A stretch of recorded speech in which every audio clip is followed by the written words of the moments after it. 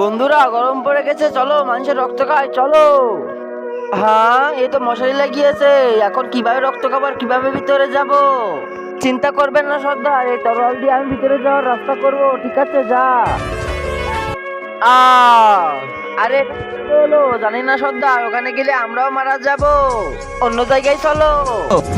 হ্যাঁ, এও মশাই টাঙিয়ে রেখেছে, যাও রাস্তা খুঁজে বের করো আমার জন্য। জি সর্দার। হ্যাঁ, এই মানুষেরা কি মশাই লাগিয়েছে, যা চুলে আমরা মারা যাচ্ছি, জানি না সর্দার, চলেন অন্য জায়গায়। চল। হ্যাঁ, এও মশাই টাঙিয়ে রেখেছে, যা এটা থেকে আমার জন্য রাস্তা বানা। না, আমি যাব না। আরে এভাবে চললে আমরা না খেতে পেয়ে মারা যাব। সর্দার, আমরা রাস্তা খুঁজে না বের করতে পারি, কিন্তু জ্বালিয়ে তো বের করতে পারবো। রাস্তা তো বের করেই ছাড়বো।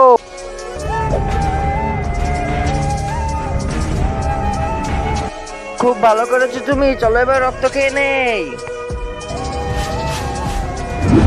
থামো সর্দার, আমি তাই এর রক্ত আগে আমি খাবো।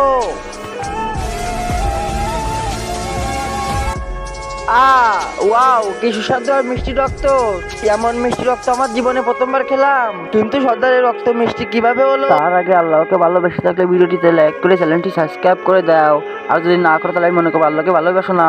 মিষ্টি রক্তে তো মিষ্টি হবে, দেখছো না কে আমি? আরে সর্দার, আপনি এটা কি করে ফেলেছেন? আরে আর কাউকে বলিস না, নাহলে মশার মারানি শেষ হয়ে যাবে।